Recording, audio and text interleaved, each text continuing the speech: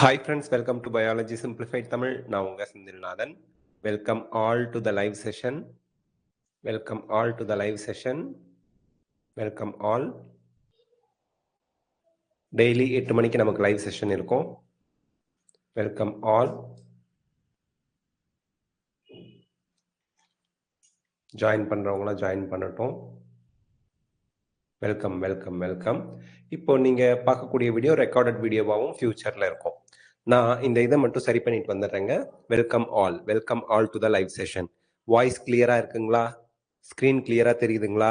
எனக்கு சேட் பாக்ஸில் சொல்லுங்க. வாய்ஸ் கிளியரா இருக்கா? Good evening Lokeswari, Tharika, good evening. Chat பாக்ஸில் சொல்லுங்க வாய்ஸ் கிளியரா இருக்கா? அதே போல் வீடியோ கிளியரா இருக்கா சொல்லுங்க. நம்ம கிளாஸ் ஆரம்பிச்சிடலாம். Welcome all to the live session.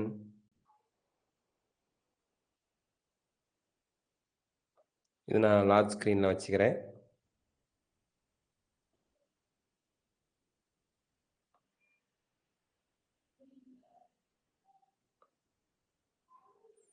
ஒரே நிமிஷங்க.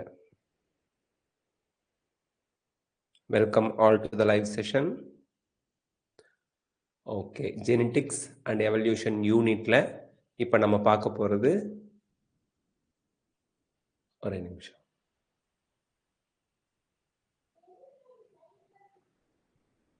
Principles of inheritance and variation. இந்த இன்ட்ரடக்ஷன் பார்ட் முக்கியம். ஏன்னா போன வருஷம், அதாவது நீட் 2025ல ரிடக்ஷனிஸ்ட் பயாலஜி அப்படிங்கிற ஒரு கொஷின் வந்து பார்த்தீங்க அப்படின்னா இன்ட்ரடக்ஷன் பார்ட்ல இருந்து கேட்டிருந்தாங்க, செல் ஸ்ட்ரக்சர் அண்ட் ஃபங்க்ஷன் யூனிட்ல. அதனால நம்ம ஒவ்வொரு சாப்டருக்குமே இன்ட்ரடக்ஷன், இனிமே ஒவ்வொரு யூனிட்டுக்கும் இன்ட்ரடக்ஷன் கொடுத்துருப்பாங்க இல்லையா, அதை நம்ம படிச்சுக்கணும். Okay, good evening, welcome all. கிளியரா இருக்கா? ஓகே, இதை ஃபுல் ஸ்க்ரீனில் வச்சுட்டு வந்துடுறேன். ஒரே நிமிஷங்க. பக்காவாக ஒர்க் ஆகிட்டு இருந்துச்சு, இப்போ என்னமோ ஒர்க் ஆக மாட்டேங்குது. சரி, ஏதாவது பண்ணிக்கலாம் நம்ம. ஒரே நிமிஷங்க, சரி பண்ணிட்டு வந்துடுறேன். Give me few seconds. ஒரு தடவை ட்ரை பண்ணி பார்த்துடுறேன். ஓகே, இதை இப்படி வச்சுக்கிட்டே நடத்தினாதான் நமக்கு கரெக்டாக இருக்கும்னு நினைக்கிறேன், இல்லைன்னா மக்கட் பண்ணுது. ஓகே, ஸோ 7th யூனிட் நமக்கு 12th செகண்ட் யூனிட் நமக்கு ஓவராலாக 11th and 12th சேர்த்து பார்த்தா 7th யூனிட். அது ஒரு சைடு இருக்கட்டும். So 12th genetics and evolution யூனிட்ல 3 சாப்டர் இருக்கு. Principles of inheritance, variation, molecular basis of inheritance and evolution. இந்த 3 சாப்டருக்கும் சேர்த்த pre test 1 genetics and evolution pre test அப்படின்னு சொல்லி ஃபோல்டர்ல இருக்கும். அதை நீங்க அட்டன் பண்ணுங்கன்னு சொல்லியிருந்தேன் நான், 7 மணி to 8 மணி. அப்படி இல்லைன்னா கூட இந்த செஷன் முடிஞ்சு கூட நீங்க அட்டன் பண்ணிருங்க. அது ஃப்ரீ டெஸ்ட் தான், எல்லாருக்கும் ஓப்பனா இருக்கும். நீங்களும் ஜஸ்ட் அந்த ப்ரீ டெஸ்ட் அட்டன் பண்ணுங்க. நம்ம கிளாஸஸ்லாம் முடிச்சு ஓவராலா இந்த யூனிட்டை கம்ப்ளீட் பண்ணதுக்கு அப்புறம் நம்ம வந்து என்ன பண்ணுவோம் அப்படின்னா போஸ்ட் டெஸ்ட்னு ஒன்று வைப்போம். ஸோ ப்ரீ டெஸ்ட் அட்டன் பண்ணும்போது நமக்கு எந்த அளவுக்கு இந்த யூனிட்ல புரிதல் இருக்கு அப்படின்னு தெரிஞ்சுக்க ஹெல்ப்ஃபுல்லா இருக்கும். அதுக்கு தான் ப்ரீ டெஸ்ட், நம்ம படிக்கிறதுக்கு முன்னாடியே எழுதுற டெஸ்ட். ஓகேங்க, இப்போ நம்ம இன்ட்ரடக்ஷன் பார்க்கலாம். ஜெனட்டிக்ஸ் அண்ட் எவல்யூஷனோட introduction. The work of Mendel and others who followed him. மெண்டலை ஃபாலோ பண்ண scientist gave us an idea of inheritance pattern. So inheritance பேட்டர்னா என்ன? இன்ஹெரிட்டன்ஸ் அப்படிங்கிறது கேரக்டர்ஸ், பண்புகள் பெற்றோர்கள் கிட்ட இருந்து குழந்தைங்களுக்கு, பேரண்ட்ஸ் டு ஆஃப் ஸ்பிரிங்ஸ் கடத்தப்படுறது தான் இன்ஹெரிட்டன்ஸ் அப்படின்னு சொல்லுவோம்.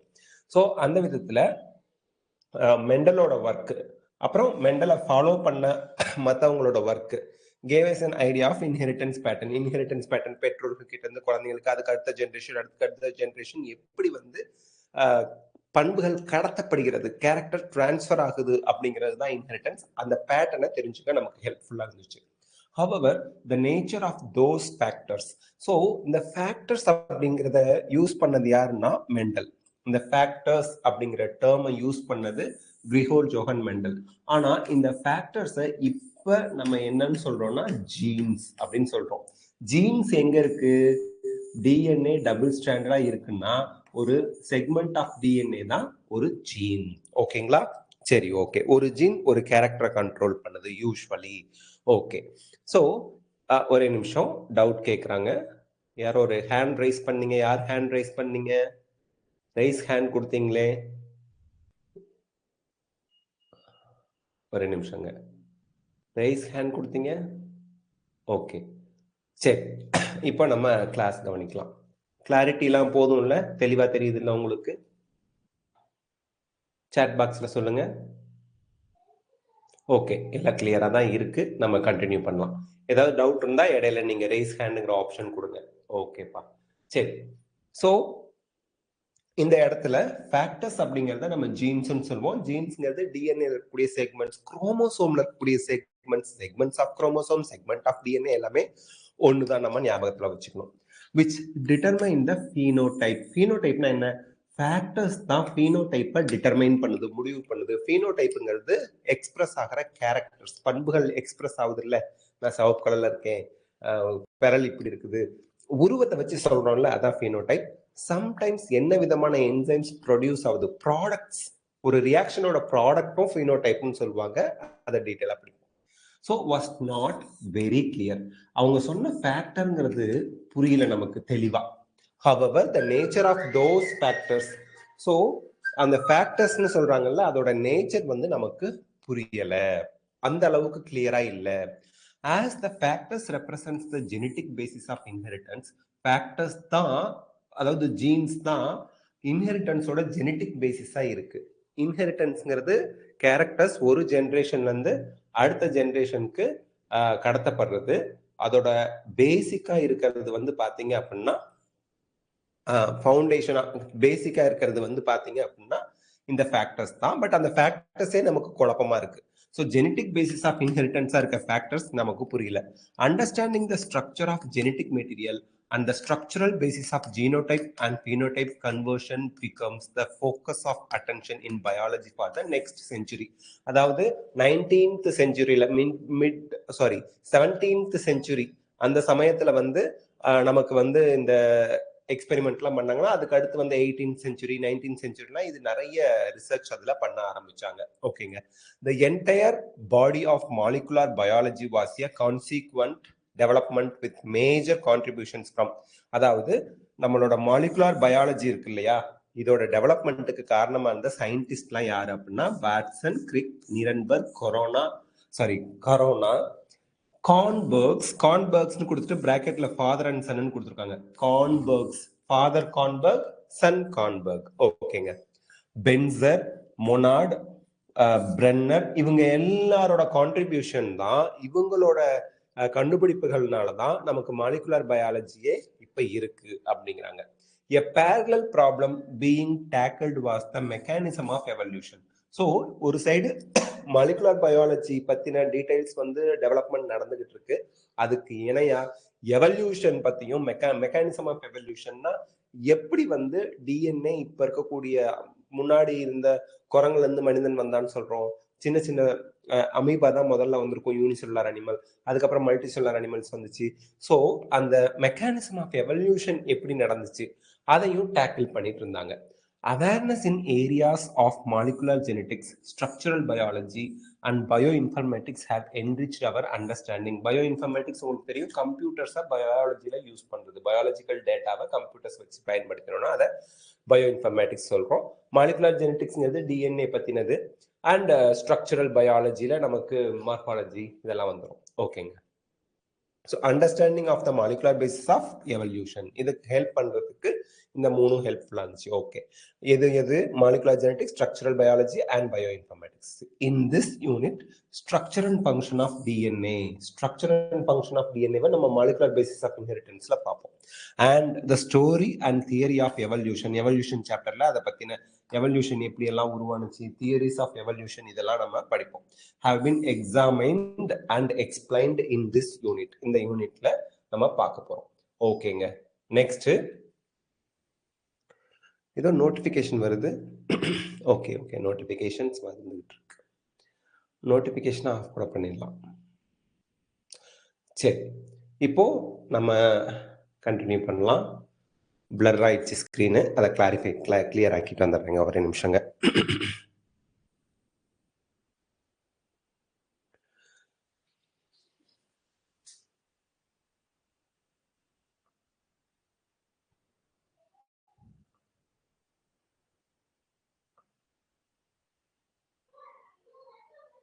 நாளைக்கு இந்த மாதிரி ப்ராப்ளம் இல்லாமல் பார்த்துக்கிறேன். பிரின்சிபல்ஸ் நெட்டில் ஓப்பன் பண்ணிக்கிட்டோம்னா நமக்கு இந்த ப்ராப்ளம் வராது.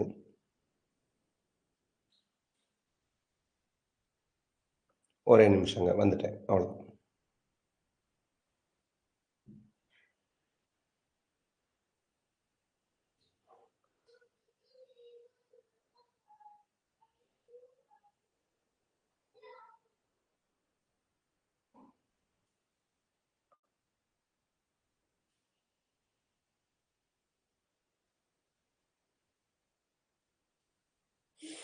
ஒன் மினிட்டுங்க.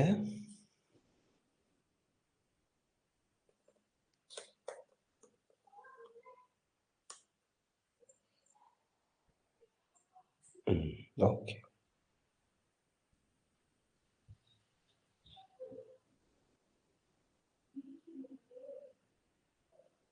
இப்படி வச்சு நடத்திக்கலாம். ஓகே. ஸோ நெக்ஸ்ட் பார்ட் நம்ம இப்போ படிக்கலாம். வாட்சன் அண்ட் கிரிக் பற்றி தான் இப்போ படிக்க போகிறோம். ஓகேங்க. இப்படி வச்சுக்கிட்டா நமக்கு கிளாரிட்டியாக இருக்கும். James TUV Watson. James TUV Watson. இந்த இடத்துல ஒரு இம்பார்ட்டண்ட்டான பாயிண்ட் நோட் பண்ணிக்கோங்க.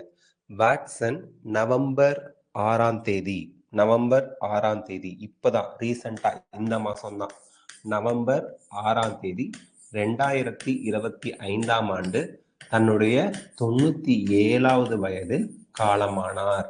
கேட்பாங்க. வாட்சன் பற்றி நோட் பண்ணிக்கோங்க. நவம்பர் 6th 2025 97 ஏஜ்ல இறந்து போனார். நோட் பண்ணிக்கோங்க. மேபி கேட்கலாம். ஓகேங்களா? மேபி கேட்கலாம். எக்ஸாக்டா கண்டிப்பா கேட்பாங்கன்னா எனக்கு சொல்ல முடியாது. பட் இதை நோட் பண்ணி வச்சுக்கோங்க. ரொம்ப ரீசெண்டா நடந்தது. வாட்சன் அண்ட் கிரிக் தான் டிஎன்ஏ டபுள் ஹெலிக்ஸ் மாடலை நமக்கு கொடுத்தாங்க. வாட்சன் ரீசெண்டா நவம்பர் 6ஆம் தேதி 2025ஆம் ஆண்டு, இந்த நவம்பர் 6, இந்த மாசம் நவம்பர் 6ஆம் தேதி 97 வயசுல இறந்து போனார் Watson. James Dewey Watson was born in Chicago on 6th April 1928. So 1928 April 6 பிறக்கிறாரு, நவம்பர் 6 செத்து போயிட்டாரு. Okay. In 1947 he received BSc degree in zoology. அவரு சுவாலஜில பிஎஸ்சி முடிக்கிறாரு. அந்த வருஷம்லாம் கேட்க மாட்டாங்க. எப்போ சுவாலஜி படிச்சாரு, என்ன படிச்சாருன்னா சுவாலஜி படிச்சாருன்னு ஞாபகம் வச்சுங்க. During these years his interest in bird watching had matured into a serious desire to learn genetics. Bird வாட்சிங்னா நம்ம போய் அந்த பேர்டு எப்பெல்லாம் வருது, எங்கெல்லாம் சாப்பிடுது, எதை சாப்பிடுது, இதெல்லாம் பார்த்துக்கிட்டே இருப்பாங்க மணிக்கணக்கில் சேர் போட்டு உட்காந்து. ஸோ அந்த பேர்ட் வாட்சிங் தான் அவர் ஜெனட்டிக்ஸ் படிக்கிறதுக்கு தூண்டுனுச்சு. This became possible when he received a fellowship for graduate study in zoology at Indiana University, Bloomington. Okay, இதெல்லாம் விட்டுருங்க. அவர் வந்து பிஹெச்டி டிகிரியும் 1950 வாங்கிட்டாரு. எதுல அப்படின்னா, இது மேபி கேட்கலாம், அவர் பிஹெச்டி டிகிரி எதுல வாங்கினாரு அப்படின்னு. 1950ல a study of the effect of hard x-ray on bacteriophage multiplication. இது கேட்கலாம் எக்ஸாம்ல, நோட் பண்ணி வச்சுக்கோங்க. ஓகேங்களா? சரி, அடுத்து he met crick. கிரிக்க மீட் பண்றாரு. வாட்சன் அண்ட் கிரிக் ஃப்ரெண்ட்ஸ் ஆயிட்டாங்க அப்போ. And discover their common interest in solving the DNA structure. So வாட்சனுக்கும் டிஎன்ஏ ஸ்ட்ரக்சரை படிச்சுக்கணும்னு ஆசை, கிரிக்குக்கும் அதே சேம் தாட் இருக்கு அப்படிங்கிறது தெரிஞ்சுக்கிட்டாரு. Their first serious effort was unsatisfactory. ரெண்டு பேரும் முதல்ல முயற்சி செஞ்சு எக்ஸ்பெரிமெண்ட்லாம் பண்ணி டிஎன்ஏவோட ஸ்ட்ரக்சரை கண்டுபிடிக்க முயற்சி செய்றாங்க. ஆனா திருப்திகரமா இல்லை. Their second effort based upon more experimental evidence and better appreciation of the nucleic acid literature. So நல்ல எக்ஸ்பெரிமெண்டல் எவிடன்ஸோட லெபார்டரியில போறாங்க, எக்ஸ்பெரிமெண்ட் பண்றாங்க. எக்ஸ்பெரிமெண்ட்ல கிடைக்கிற ரிசல்ட்டை வச்சு based on the result, the nucleic acid literature, nucleic acid பத்தின தெளிவான அறிவு அவங்களுக்கு இருந்துச்சு. லிட்ரேச்சர் அப்படிங்கிறது, நியூக்ளிக் ஆசிட்னா என்ன, டிஎன்ஏ தான் nucleic acid, don't forget. And RNA. Nucleic acid 2 types இருக்கு, DNA and RNA. Ribonucleic acid, deoxyribonucleic acid, அதான் நியூக்ளிக் ஆசிட் அப்படின்னு சொல்லுவோம். Resulted early in March 1953 in the proposal of the complementary double helical configuration. So DNA double helical மாடலா தான் இருக்கும் அப்படிங்கிறத propose பண்றதுக்கு அவங்களுக்கு எக்ஸ்பெரிமெண்டல் எவிடன்சஸும் நியூக்ளிக் ஆசிட் பத்தின லிட்ரேச்சரும் தான் ஹெல்ப்ஃபுல்லா இருந்தது 1953ல. அடுத்து பிரான்சிஸ் ஹாரி கிராம்ப்டன் கிரிக். கிரிக்கோட ஃபுல் நேம் பிரான்சிஸ் கிரிக்னு சொல்லுவோம். வாஸ் பார்ன் ஆன், அவரை பத்தின ஒரு டீடைல், 1916ல பிறந்தாரு. At Northampton England. He studied physics at University College London. அதெல்லாம் ஓகேங்க. ஸோ இவரோட ஹி கம்ப்ளீட்டட் பிஹெச்டி இந்த 1954. அந்த பிஹெச்டி தீசிஸ்க்கு பேர் என்ன? பிஹெச்டி பண்ணி டாக்டர் பட்டம் வாங்குறாங்கல்ல, அந்த தீசிஸ் பேர் x ray diffraction polypeptides and proteins. So polypeptides and புரோட்டீன்ஸோட ஸ்ட்ரக்சரை எக்ஸ்ரே டிஃப்ராக்ஷன் மெத்தடை பயன்படுத்தி கண்டுபிடிச்சி அதில் தீசிஸ் வெளியிட்டு பிஹெச்டி வாங்கிட்டாரு.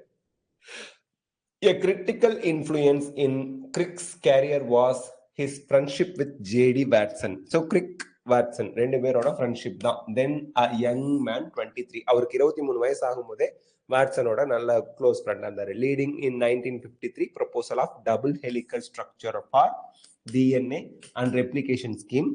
Crick was made an FRS in 1959. FRSனா ஃபெல்லோஷிப், அந்த ஃபெல்லோ ஆஃப் ராயல் சொசைட்டின்னு சொல்லுவாங்க. Fellow of Royal society.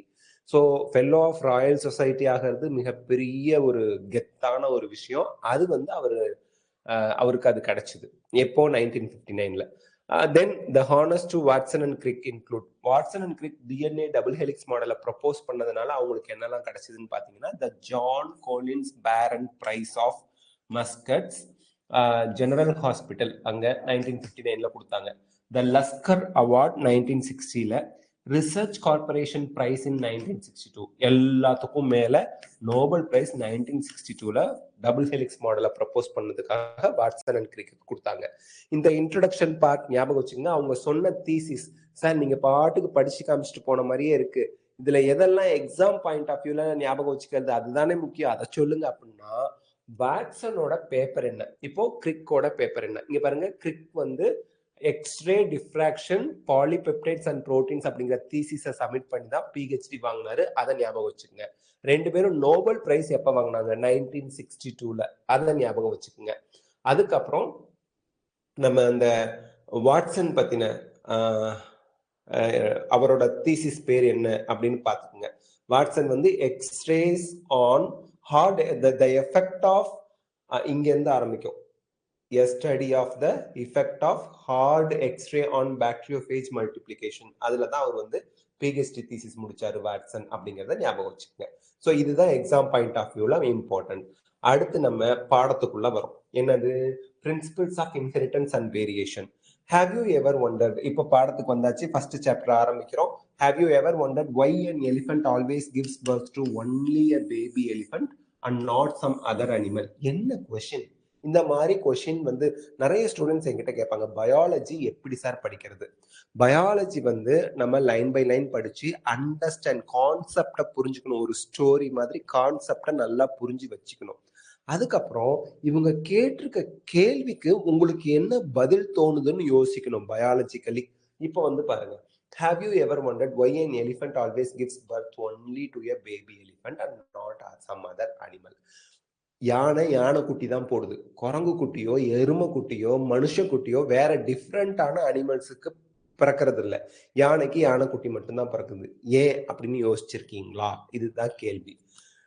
R why a mango seed பிளான்ட்க்கு ஒரு எக்ஸாம்பிள் கொடுத்துட்றாங்க. Forms only mango plant and not any other plant. Mango seed, mango மாங்காவை தின்னுபிட்டு மாங்கொட்டையை நம்ம புதைச்சி வச்சா மாங்காய் மரம் தான் வருது, தேங்காய் மரம் வர மாட்டேங்குது. ஏன் அப்படின்னு யோசிச்சிருக்கீங்களா அப்படின்னு கேள்வி கேட்கறாங்க. given that they do, are the offsprings identical to their parents?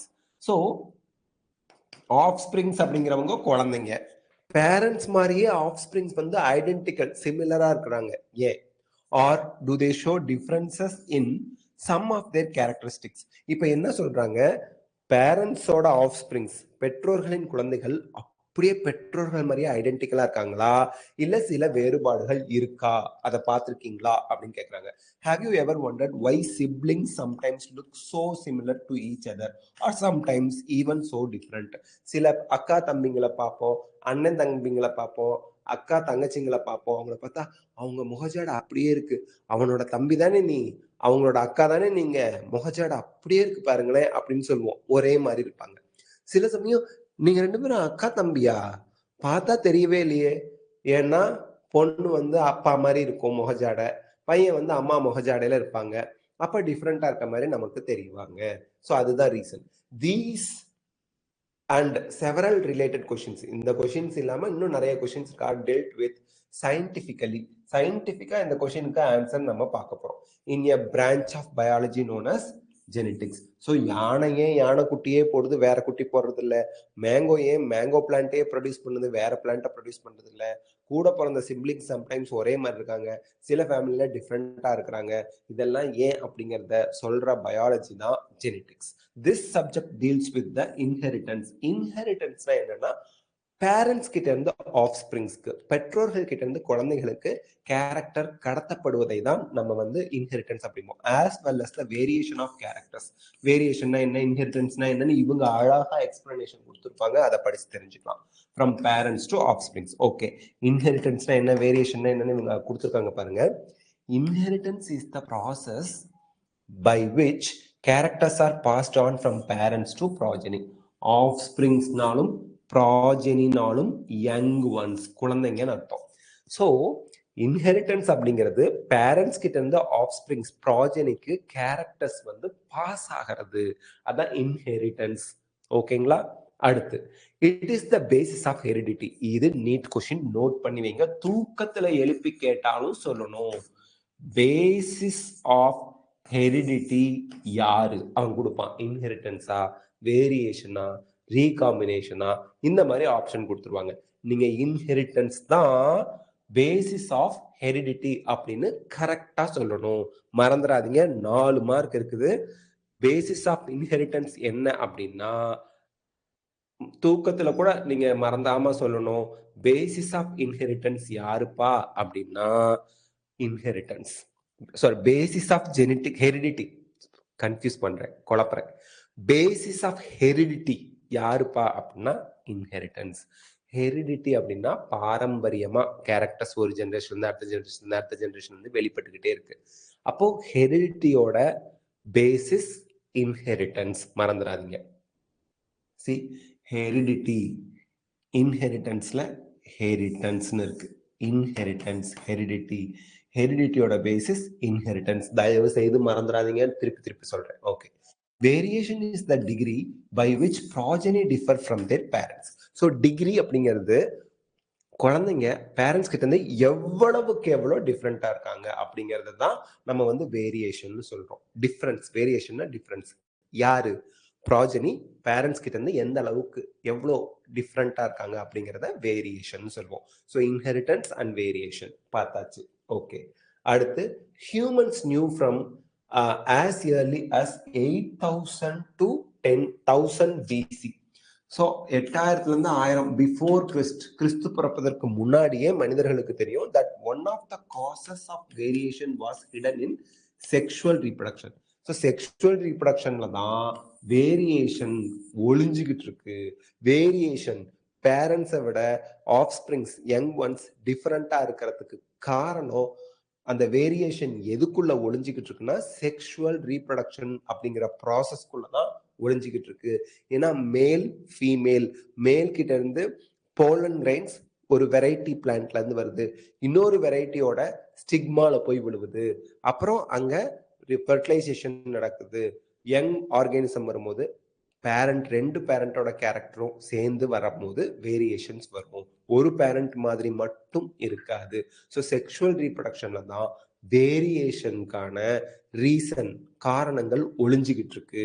அதாவது வேரியேஷனுக்கு காரணமா இருக்கிறதே செக்ஷுவல் ரீப்ரொடக்ஷன் தான். they exploited the variations that were naturally present. இயற்கையாவே வேரியேஷன்ஸ் இருக்கு இல்லையா, அதை யூட்டிலைஸ் பண்ணிக்கிட்டாங்க. எதுக்கு? நம்மளோட வெல்ஃபேருக்கு, ஹியூமன் பீயிங்கோட யூஸ்க்கு. So they exploited the variations that were naturally present in the wild populations. Wild populationsனா நேச்சுரலா எக்ஸிஸ்டா இருக்கக்கூடிய வெரைட்டிஸை வைல்டு பாப்புலேஷன் சொல்லுவோம். ஸோ அதுல ஹை ஈல்டிங் வெரைட்டியை எடுத்து டிசீஸ் ரெசிஸ்டன்ட் வெரைட்டியோட கிராஸ் பாலினேஷன் பண்ணும்போது 2 கேரக்டரும் இருக்கிற மாதிரியான ஒரு புது தாவரம் கிடைக்கும், புதிய வெரைட்டி நமக்கு கிடைக்கும். ஸோ அதை மனிதர்கள் பயன்படுத்திக்கிட்டாங்க. So wild population of plants and animals to selectively breed. Selectively ப்ரீட்னா நமக்கு தேவையான கேரக்டர் உள்ள பிளான்ட்ஸ் அண்ட் அனிமல்ஸை மட்டும் எடுத்து ப்ரீட் பண்ண வைக்கிறது. ஸோ ப்ரீட் பண்ணும்போது நெக்ஸ்ட் ஜென்ரேஷன் கிடைக்கும். And select for organisms that possessed desirable characters. Desirable கேரக்டர்ஸ்னா நமக்கு விரும்ப தகுந்த, நமக்கு பயனுள்ள. ஹியூமனுக்கு டிசையர் அப்படின்னா என்னவா இருக்கும்? நமக்கு யூஸ்ஃபுல்லா இருக்கணும். High yielding variety. இப்ப மாடு இருக்குன்னா அதிகமான பால் கொடுத்தா நமக்கு ரொம்ப நல்லது. ஸோ அது போல நமக்கு டிசைரபிளா இருக்கக்கூடிய கேரக்டர், அது இருக்கக்கூடிய வெரைட்டியை மட்டும் சூஸ் பண்றது. ஓகேங்க. இப்போ நெக்ஸ்ட் நம்ம பார்க்குறோம். For example, through artificial selection and domestification. Artificial selection அப்படிங்கிறது என்னன்னா, ஹியூமன் பீயிங் தனக்கு தேவையான ஹை ஈல்டிங் வெரைட்டியை செலக்ட் பண்ணிக்கிறது. டொமஸ்டிஃபிகேஷன் அப்படிங்கிறது என்னன்னா, வைல்டு வெரைட்டி காட்டுல அது இஷ்டத்துக்கு வளர்ந்தா அது வைல்டு பாப்புலேஷன்ஸ். நம்ம கொண்டு வந்து நம்ம சொல்ற இடத்துல விவசாயம் பண்ணோம்னா அது டொமஸ்டிஃபிகேஷன். ஸோ டொமஸ்டிகேஷன்ல நம்ம இப்போ முந்தி பாத்தீங்க அப்படின்னா மாடு ஆடெல்லாம் காட்டுல தெரிஞ்சுக்கிட்டு இருந்துச்சு. இப்ப நம்ம பண்ண மாதிரி வீட்டுக்கு பின்னாடி கயிறு கட்டி அடக்கி உட்கார வச்சு நான் போடுற தீனியை தின்னு எனக்கு தேவையானப்ப பால் கொடு, எனக்கு தேவையானப்ப கறி கொடுன்னு நம்ம கண்ட்ரோல்ல அதை வச்சிருக்கோம் பாத்தீங்களா, அதுதான் டொமஸ்டிகேஷன். ஸோ ஃப்ரம் டொமஸ்டிகேஷன் பண்றது அண்ட் ஆர்டிஃபிஷியல் செலக்ஷன், இதெல்லாம் ஃப்ரம் ஆன்செஸ்ட்ரல், அவங்க முன்னோர்கள்ல இருந்து ஆன்செஸ்ட்ரல் வைல்ட் கவுஸ்ல இருந்து நம்ம இந்தியாவிலேயே இந்த வேரியேஷன்ஸை பயன்படுத்தி இருக்கோம் அப்படிங்கிறதுக்கான உதாரணம் கொடுக்குறாங்க. வைல்டு கவுல இருந்து நம்ம well known Indian breed, example Sahiwal cow in Punjab. Sahiwal cow in Punjab. NEET PYQ note பண்ணுங்க. இன்ட்ரோடக்ஷன் பார்ட்ல இருந்தெல்லாம் ஆல்ரெடி நீட்டுக்கு பிஒய்க்யூ கேட்டிருக்காங்க. Previously asked question. பிஒய்க்யூனா ப்ரீவியஸ் இயர் கொஸ்டின் அர்த்தம், முன்னாடி நீட்ல வந்திருக்க கொஸ்டின். ஸோ இந்தியாவில் Sahiwal cow in Punjab high yielding variety, அதாவது அந்த பசு வந்து நிறைய பாலை கொடுக்குது. அது நம்ம இந்த செக்ஷுவல் ரீப்ரொடக்ஷன்ல இருக்கக்கூடிய ஒளிஞ்சக்கூடிய வேரியேஷன்ஸ் அப்படிங்கிறத பயன்படுத்தி தான் இதை டொமஸ்டிகேஷன் பண்ணியிருக்கோம், நம்ம வீடுகளில் வளர்க்குற மாதிரி. We must however recognize that though our ancestors knew about the inheritance of characters and variation, நம்மளோட முன்னோர்களுக்கு இன்ஹெரிட்டன்ஸ்னா என்னன்னு தெரிஞ்சிருந்தது, வேரியேஷன்ஸ்னா என்னன்னு தெரிஞ்சிருந்த போதிலும் they had very little idea about the scientific basis of this phenomena. So இந்த இன்ஹெரிட்டன்ஸ் அண்ட் வேரியேஷன்லாம் தெரிஞ்சுது. அது தெரிஞ்சதுனால தான் அவங்க புதிய வெரைட்டி டொமஸ்டிகேஷன் இதெல்லாம் பண்ணினாங்க, ஆர்டிஃபிஷியல் ஃபர்டிலைசேஷன் ஆர்டிஃபிஷியல் செலக்ஷன்லாம் பண்ணாங்க. பட் அவங்களுக்கு சயின்டிஃபிக்கா என்ன நடக்குது, ஜீன்ஸ் என்ன ஆகுது, டிஎன்ஏ ஃபேக்டர்ஸ், ஸோ எப்படி கேரக்டர்ஸ் ஒரு ஜென்ரேஷன்லேருந்து அடுத்த ஜென்ரேஷனுக்கு கடத்தப்படுது, இதற்கான சயின்டிஃபிக் பேசிஸ் தெரியல. அதை கொடுக்க தான் ஃபாதர் ஆஃப் ஜெனடிக் மெண்டல் வராரு. அவரை இப்ப படிக்க போறோம். சரிங்க. Mendel's law of inheritance. இதுல வந்து பாத்தீங்கன்னா ஒரு 7 கேரக்டர் மெண்டல் வந்து யூஸ் பண்ணியிருப்பாரு. என்னென்ன அப்படின்னா seed shape, seed colour, flower colour, pod shape, pod colour, flower position. இதுல ஈஸியா ஞாபகம் வச்சுக்கலாம் பாருங்க.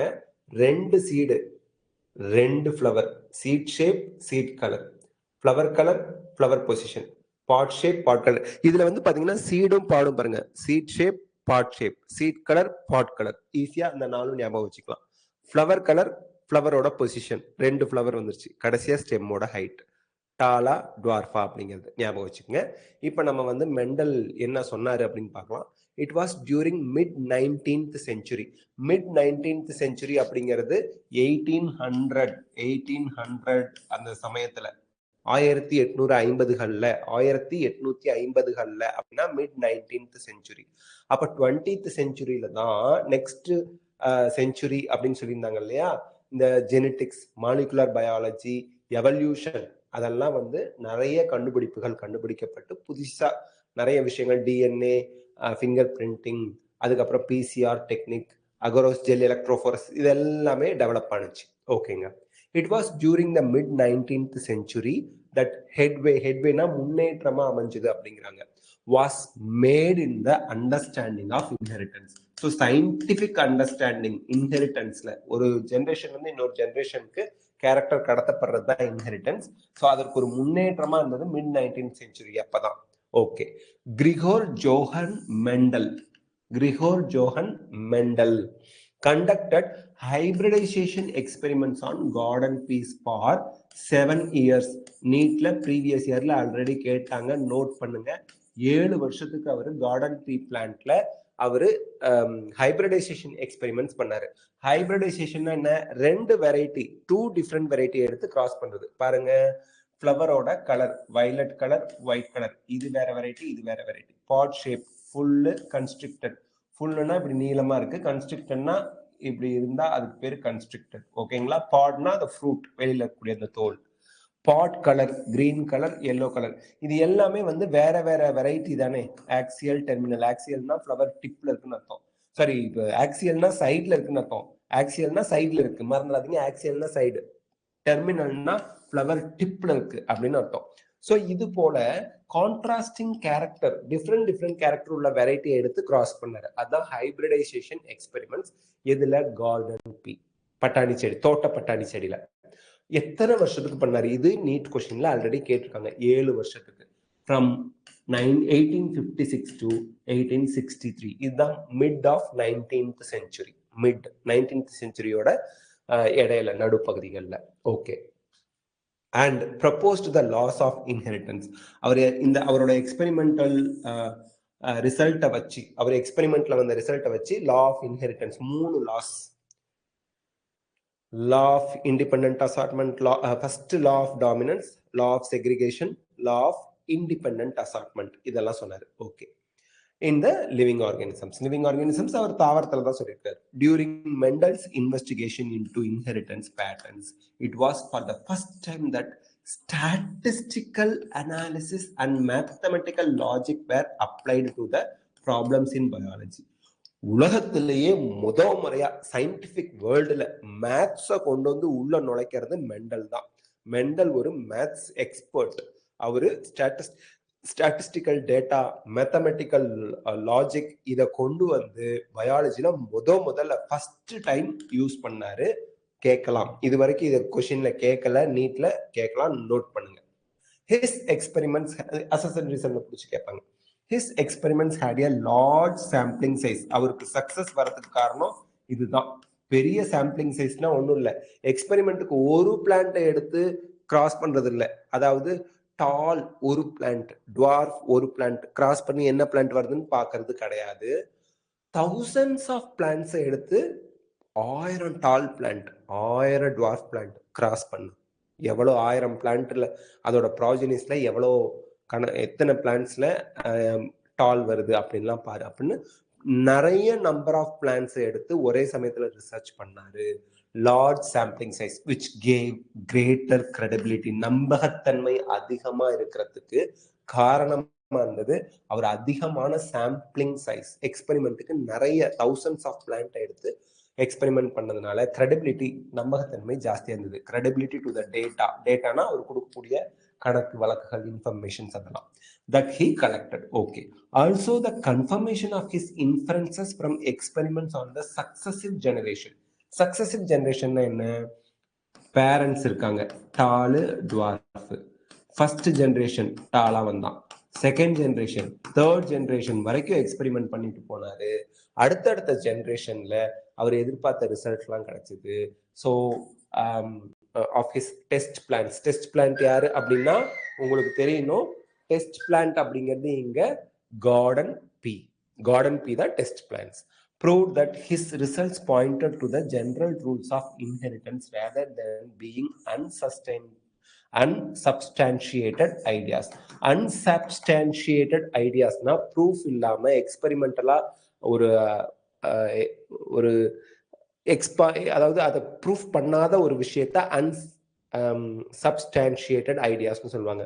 ஸோ வித்தவுட் எனி ப்ரூஃப் சொல்லக்கூடிய ஐடியாஸை விட அவரோட எக்ஸ்பெரிமெண்ட் மூலியமா கொடுத்த ஐடியாஸ், அதாவது ரிசல்ட், நம்பகத்தன்மை வாய்ந்ததா இருந்தது. அடுத்ததுங்க, Mendel investigated characters in the garden pea plant that were, எங்கெல்லாம் கொஸ்டின் வருதுன்னு நான் உங்களுக்கு சொல்லிட்டே இருந்தேன், that were manifested as two opposing traits. So அவர் என்ன பண்ணாரு தெளிவா பாத்துங்க. அவர் இன்வெஸ்டிகேட் பண்ணதுன்னா எக்ஸ்பெரிமெண்ட் பண்ணது. Investigated characters in the garden pea plant that were manifested as two opposing traits. So அவர் எக்ஸ்பெரிமெண்ட்டுக்கு எடுத்தது கான்ட்ராஸ்டிங் கேரக்டர்ஸ். ட்ரெய்ட்ஸ்னா கேரக்டர்ஸ், பண்புகள் தான். எக்ஸாம்பிளுக்கு டால் பிளான்ட்டை எடுத்துக்கிட்டா அடுத்து டுவார்ஃப் பிளான்ட்டை எடுத்துக்குவார். எல்லோ கலர் சீடுனா கிரீன் கலர் சீடோட கிராஸ் பண்ணுவாரு. ஸோ இப்போ பாருங்க, டாலுக்கும் டுவார்ஃபுக்கும் கான்ட்ராஸ்டிங், எக்ஸாக்ட்லி ஆப்போசிட். டால் அப்படின்னா ஒரு 7 சென்டிமீட்டர்னு வச்சுக்கோங்களேன், டுவார்ஃப்னா 3 சென்டிமீட்டர்னு வச்சுக்கோங்களேன். அப்ப 5 சென்டிமீட்டர்ல ஒன்னு எடு அப்படிலாம் எடுக்க மாட்டாரு. டால், டுவார்ஃப் அவ்வளவுதான். எக்ஸாக்ட்லி ஆப்போசிட் கேரக்டர்ஸ் எடுத்து கிராஸ் பண்ணுவாரு. Yellow, green, light yellow, light green, pale எல்லோன்னா எடுக்க மாட்டாங்க. ஓகே, த கான்ட்ராஸ்டிங் கேரக்டர்ஸ் அப்படிம்போம். This allowed him to set up a basic framework of rules governing inheritance. So frameworkனா ஒரு இன்ஹெரிட்டன்ஸ்க்கு govern பண்ணக்கூடிய, இன்ஹெரிட்டன்ஸை control பண்ணக்கூடிய basis என்ன அப்படிங்கிறத செட்டப் பண்றதுக்கு ஹெல்ப்ஃபுல்லா இருந்தது. அதான் ரூல்ஸ்னா அந்த லாஸ் ஆஃப் மெண்டல் தான் rules. Law of segregation, law of dominance, law of independent assortment தான் ரூல்ஸ் கவர்னிங் இன்ஹெரிட்டன்ஸ். அதை அவர் கொண்டு வரதுக்கு ஹெல்ப்ஃபுல்லா இருந்தது. அந்த ஆப்போசிட் கேரக்டர்ஸை எடுத்துக்கிட்டார் இல்லையா, அதுதான் காரணமா இருந்தது. Okay, which was expanded on by a later scientist to account for all the diverse natural observations and the complexity inherent in them. So ஃபியூச்சர்ல எதிர்காலங்கள்ல வந்த சயின்டிஸ்ட் எல்லாருமே அவரோட ரூல்ஸை ஃபாலோ பண்ண அக்செப்ட் பண்ணி ஃபாலோ பண்ணாங்க. Law of inheritance, law of dominance, law of independent assortment, law of segregation, 3 law, law of dominance, law of segregation, law of independent assortment, இந்த 3 ரூல்ஸுமே ஃபியூச்சர்ல வந்த சயின்டிஸ்ட் அவங்க மற்ற பிளான்ட்ஸ்ல, மற்ற ஆர்கானிசத்துல பண்ற ரிசர்ச்சுக்கு அப்ளை பண்ணி பார்க்க ஹெல்ப்ஃபுல்லா இருந்தது. Okay, Mendel conducted such artificial pollination. Such அப்படின்னா டால், டுவார்ஃப். டால் பிளான்ட்ல போலன் கிரெயின் எடுத்துக்கணும், டுவார்ஃப் பிளான்ட்ல ஸ்டிக்மாவில் ஃபீமேல் பார்ட்டா எடுத்துக்கணும், கைனீஷியத்தை எடுத்துக்கணும். அதுதான். So Mendel conducted such artificial pollination or cross pollination experiments using several true breeding pea lines. அது என்ன sir true breeding pea lines? True பிரீடிங்னா கேபிட்டல் டி ட்ரூ பிரீடிங், இது டாலா இருக்கும். ஸ்மால் டி ட்ரூ பிரீடிங், இது டுவார்ஃபா குட்டியா இருக்கும். கேபிட்டல் டி ஸ்மால் டிங்கிறது ஹைபிரிட். அப்போ ட்ரூ பிரீடிங் அப்படிங்கிறது அல்லீல்ஸ் ஒரே மாதிரி இருந்தா அதை ட்ரூ பிரீடிங் பீ லைன்ஸ். பீனா பட்டாணி செடி, அதோட லைன்ஸ்ங்கிறது அதோட வெரைட்டி. பார்த்தீங்கன்னா இது ட்ரூ பிரீடிங், இது ட்ரூ பிரீடிங்கை எடுத்து தான் பேரண்ட்ஸாக எடுத்து கிராஸ் பண்ணணும். Okay, a true breeding line is one that having undergone continuous self pollination. இப்போ கேபிட்டல் டால் பிளான்ட் இருக்கு, இதை செல்ஃப் பாலினேட் பண்ணா திருப்பி டால் பிளான்ட் கிடைக்கும், திருப்பி இதை செல்ஃப் பாலினேட் பண்ணா டால் பிளான்ட் கிடைக்கும். கண்டினியூஸா செல்ஃப் பாலினேட் பண்ணும்போது அது பியூர் டால் பிளான்ட் தான் உறுதி செய்ய நமக்கு ஹெல்ப்ஃபுல்லா இருக்கும். ஒருவேளை tall plant capital T small T டாலா தான் இருக்கும், அதுல கேபிட்டல் டி ஸ்மால் டி இருக்கா, கேபிட்டல் டி இருக்கான்னு நமக்கு தெரியாது. அப்ப இதை செல்ஃப் பாலினேட் பண்ண என்ன சார் ஆகும் பாருங்க. Capital T small t, capital T small t, இதுவும் சேர்ந்தா கேபிட்டல் டி, இதுவும் சேர்ந்தா கேபிட்டல் டி ஸ்மால் டி. அதே போல இதுவும் சேர்ந்தா கேபிட்டல் டி ஸ்மால் டி, இதுவும் சேர்ந்தா ஸ்மால் டி, இதுக்குள்ளமான செடி வரும். அப்போ ஹைபிரிடா இருந்தா capital T small t true லைனா இல்லைன்னா அதோட குழந்தைங்கள்ல ஒருத்தர் டுவார்ஃபா வருவாரு, அப்ப அது ட்ரூ பிரீடிங் இல்லை.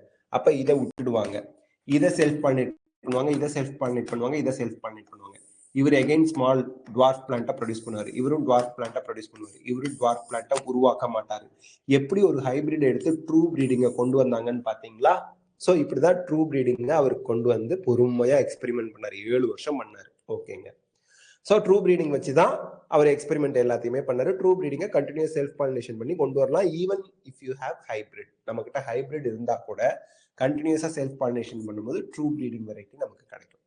Shows that the stable trait inheritance and expression for several generation.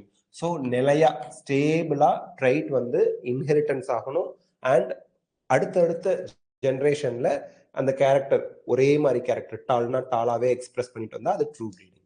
Mental selected 14 true breeding pea plant varieties. நீட்ல ஆல்ரெடி கேட்ட கொஸ்டின் எத்தனை சார், 7 14? இங்க பாருங்க, 14 true breeding pea plant varieties, அதாவது 7 பேர்ஸ், அந்த 7 2 14 ட்ரூ பிரீடிங் வெரைட்டிஸ் ஞாபகம் வச்சுங்க. As pairs which were similar except for one character with contrasting traits. So பேரா வைக்கும்போது அவங்க வந்து ஒரு கேரக்டரை தவிர மீதி எல்லாமே வந்து அவங்க டிஃப்ரெண்ட் எல்லாமே கான்ட்ராஸ்டிங் கேரக்டரா தான் இருப்பாங்க எல்லாமே. இப்போ வந்து பாத்தீங்கன்னா அந்த கான்ட்ராஸ்டிங் கேரக்டர் அப்படிங்கிறது இதுதான். என்னென்ன பாருங்க, ஃப்ளவரோட கலர், சீட் ஷேப் முதல்ல, சீட் ஷேப் வந்து ரவுண்ட் ரிங்கிள்டு. ரவுண்ட்னா உருண்டையா இருக்கிறது, ரிங்கிள்னா சுருக்கமா இருக்காது. சீட் கலர் அப்படிங்கிறது yellow அண்ட் green. ஃப்ளவர் கலர்ங்கிறது violet ஒயிட். பாட் ஷேப் அப்படிங்கிறது ஃபுல் கன்ஸ்ட்ரிக்டட். பாட் கலர் அப்படிங்கிறது green அண்ட் yellow. பாட்னா உங்களுக்கு தெரியும், அந்த ஃப்ரூட்டை தான் பாட் அப்படிம்பாங்க. ஃப்ளவர் பொசிஷன் ஆக்சியல்னா சைடில் இருக்கிறது, டெர்மினல்னா டிப்ல இருக்கிறது. Stem height tall and dwarf. இதுதான் அவங்க எடுத்துக்கிட்ட 14 ட்ரூ ப்ரீடிங் வெரைட்டிஸுங்க. ஓகே, அடுத்து as pairs which were similar except for one character with contrasting traits. So இதில் வந்து பார்த்தீங்கன்னா பேரா பார்க்கும்போது கான்ட்ராஸ்டிங்காக இருக்கும். Tall, dwarf, green, yellow, yellow green, அந்த மாதிரி மாறி மாறி இருக்குங்க. Some of the contrasting traits selected were smooth or wrinkled seed. அவர் எடுத்துக்கிட்ட கேரக்டர்ஸ் வந்து பார்த்தீங்கன்னா ஸ்மூத்னா ரவுண்டா இருக்கிறதுன்னு அர்த்தம், ரிங்கிள்டுனா சொறி சொறி பிடிச்ச மாதிரி இருக்கிறதுன்னு அர்த்தம் சீடோட ஷேப். அடுத்து yellow or green seed. Seed colour yellow கலர்ல இருக்கலாம், கிரீன் கலர் இருக்கலாம். இன்ஃபிளேட்டட்னா இப்படி இருக்கிறது, கன்ஸ்ட்ரிக்டட் இதெல்லாம் டயக்ராம்லேயே பார்த்தோம், இந்த மாதிரி இருக்கிறது. Green or yellow pods, tall or dwarf plants. இந்த மாதிரி கேரக்டர்ஸா அவர் எடுத்து எக்ஸ்பெரிமெண்ட் பண்ணாரு. எல்லாமே கான்ட்ராஸ்டிங் கேரக்டர்ஸ், ஒன்றுக்கு ஒன்று ஆப்போசிட் கேரக்டர்ஸ், ஒரு வெரைட்டிக்கும் இன்னொரு வெரைட்டிக்கும். ஓகேங்க, இப்போ இந்த contrasting trait studied by Mendel in pea பாருங்க. ஸ்டெம் ஹைட் கொடுத்துட்டாங்க, flower colour, flower position, pod shape, pod colour, seed shape, seed colour. இதை ஞாபகம் வச்சுங்க, கொஸ்டின்ல கேட்பாங்க. Okay, inheritance of one gene நம்ம நாளைக்கு பார்க்கலாம். இது ஒரு பெரிய டாபிக்கா வரும் கண்டினியூவா. இது வரைக்கும் நடத்தினதுலையோ அல்லது இந்த சாப்டர்லயோ டவுட் உங்களுக்கு இருந்தா நீங்க கேட்கலாம். ஓகேங்களா? லோகேஸ்வரி ரைஸ் ஹேண்ட் பண்ணிருக்கீங்க, என்னன்னு சொல்றீங்களாப்பா? லோகேஸ்வரி சார். சொல்லுங்க சார். மெண்டல் கண்டக்டர்னு இருக்குல்ல சார், அதை எக்ஸ்பிளைன் பண்ண முடியுமா சார்? One more time. எதை சொல்றீங்க? Last part sir. Mendel conductor இதானங்க? Yes sir. ஓகே, நான் இப்போ மைக் இன்சர்ட் பண்ணிடுறேன். மைக் இன்சர்ட் பண்ணா நீங்க பேசுறது கேட்காது. ஓகேயா? Okay sir. எக்ஸ்பிளைன் பண்றேன், அப்புறம் உங்களுக்கு புரியலன்னா திருப்பி நிறுத்தி எந்த லைன்னு டவுட் கேளுங்க. ஓகே, இப்போ இதுல பாருங்க என்ன சொல்லியிருக்காங்கன்னு பாருங்க. Mendel conducted such artificial pollination or cross pollination. Artificial பாலினேஷன்னா என்ன அர்த்தம் முதல்ல நம்ம புரிஞ்சுக்கணும். சி, நேச்சுரலா கிராஸ் பாலினேஷனும் நடக்கலாம், செல்ஃப் பாலினேஷன் நடக்கலாம், ஏர் காத்து மூலியமா நடக்கலாம். ஓகேங்களா? விண்ட் பாலினேஷன், வாட்டர் மூலியமா பாலினேஷன் நடக்கலாம், அல்லது பாலினேட்டிங் ஏஜென்ட்ஸ்ல பயாலஜிக்கல் ஏஜென்ட்ஸ், பூச்சி, இன்செக்ட், மற்றது மூலியமா நடக்கலாம். பட் ஹியூமன் நம்ம கண்ட்ரோல்ல நான் டால் பிளான்ட்டோட போலங்கிரேன் எடுத்து டுவார்ஃப் பிளான்ட்டோட ஸ்டிக்மால வைக்கிறேன். அதை நம்ம ஆர்டிஃபிஷியல் பாலினேஷன். நான் தான் அதுல கண்ட்ரோல்டு கண்டிஷன்ல டால் பிளான்ட்டோட போலன் கிரெயின் எடுத்து டுவார்ஃப் பிளான்ட்டோட ஸ்டிக்மால வைக்கிறேன். ஸோ இது வந்து ஆர்டிஃபிஷியல் பாலினேஷன், ஹியூமன் பண்றதுனால. அது கிராஸ் பாலினேஷன் தான் அஃப்கோர்ஸ் நம்ம பண்ணுவோம். Okay, so cross pollination experiments using several true breeding pea lines. True breeding pea lines அப்படிங்கிறது என்னன்னா, திருப்பி நான் இதை உங்களுக்கு எக்ஸ்பிளைன் பண்ணிடுறேன், பார்த்துக்குங்க. ட்ரூ ப்ரீடிங் அப்படிங்கிறது, பீ லைன்ஸ் அப்படிங்கிறது, இப்போ கேபிட்டல் டி ஒரு ட்ரூ ப்ரீடிங், ஸ்மால் டி ஒரு ட்ரூ ப்ரீடிங். அதாவது ஜீன்ஸ் அப்படிங்கிறது பேரா தான் இருக்கும், ஜீன்ஸ். ஸோ இது கேபிட்டல் டிங்கிற ஜீனு உயரமா தாவரம் வளர்றதுக்கு, பிளான்ட் டாலா வளர்றதுக்கு ஹெல்ப் பண்றது.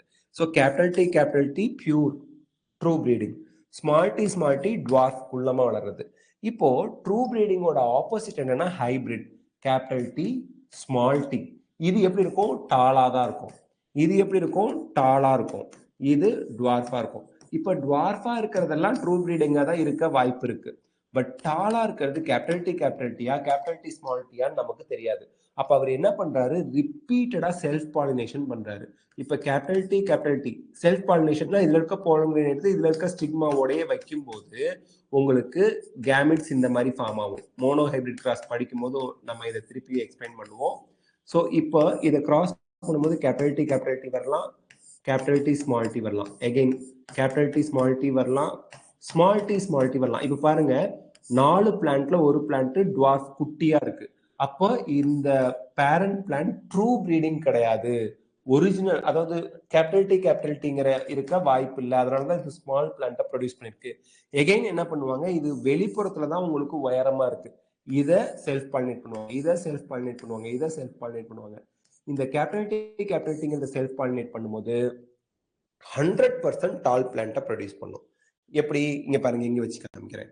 கேபிட்டல் டி கேமெட் ஒரு டைப் தான் ஃபார்ம் ஆகும். அப்ப இது ரெண்டும் கிராஸ் பண்ணி வரும்போது, சேர்ந்து வரும்போது பியூர் டால் பிளான்ட் மட்டும் தான் வரும், டுவார்ஃப் பிளான்ட் வர வாய்ப்பு இல்லை. இந்த மாதிரி செவரல் ஜென்ரேஷன் பண்ணும்போது நம்ம கேர்ஃபுல்லா ட்ரூ ப்ரீடிங் வெரைட்டியை கொண்டு வந்துடலாம். கொண்டு வந்து அதுக்கப்புறம் தான் எக்ஸ்பெரிமெண்ட் அவர் சேஃபா ப்ரொடெக்டடா கேர்ஃபுல்லா பண்ணாரு. Okay, so a true breeding line is one that having undergone continuous self pollination. ஏன் continuous self pollination பண்ணாரு, true breeding வர வரைக்கும் நம்ம வெயிட் பண்ணணும் அப்படின்ட்டு.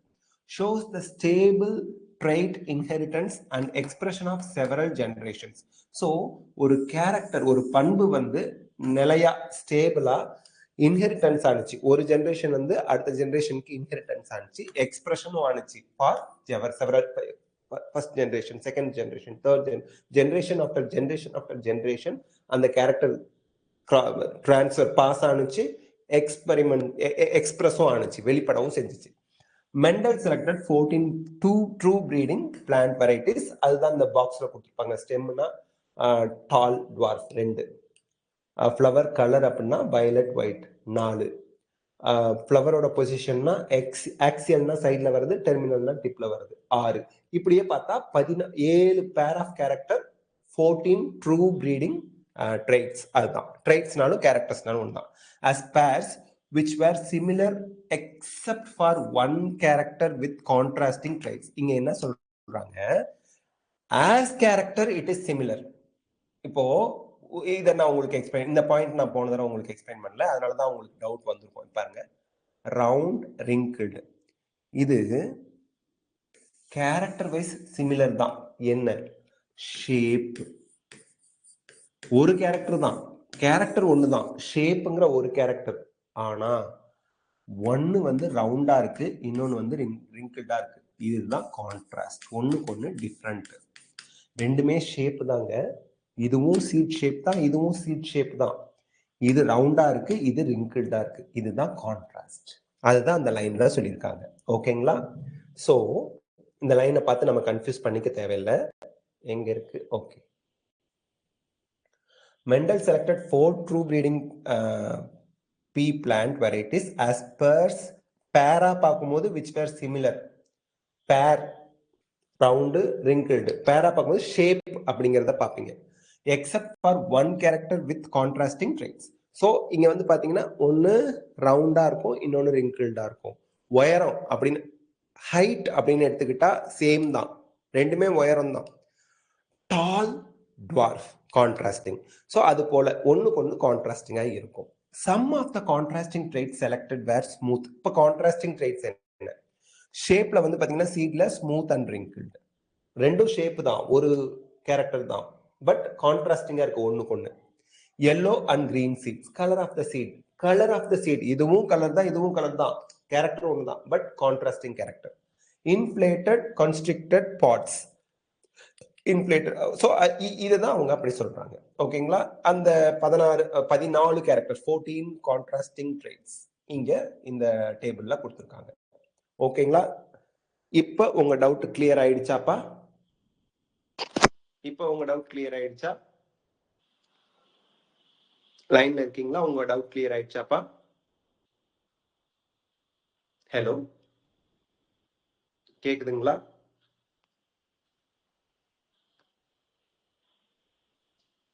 ஓகே.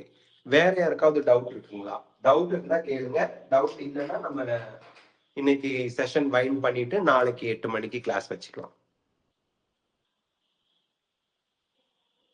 வேற யாருக்காவது டவுட் இருக்குங்களா? சரி, நாளைக்கு நம்ம திருப்பியும் 8 மணிக்கு கிளாஸ், கண்டிப்பா நாளைக்கு நைட் 8 மணிக்கு கிளாஸ் இருக்கு. உங்களுக்கு நீங்க இந்த சாப்டரை படிங்க, ஆல்ரெடி படிச்சிருப்பீங்க. டவுட் ஏதாவது இருந்தா அதை நோட் பண்ணி வைங்க. இப்ப இவங்க கேட்ட மாதிரி உங்களோட டவுட் எதுவா இருந்தாலும் நாளைக்கு கிளாஸ் முடிஞ்சதுக்கு அப்புறம் எழுதி வச்சு கேளுங்க. நான் அந்த டவுட்டை கிளாரிஃபை பண்றேன்.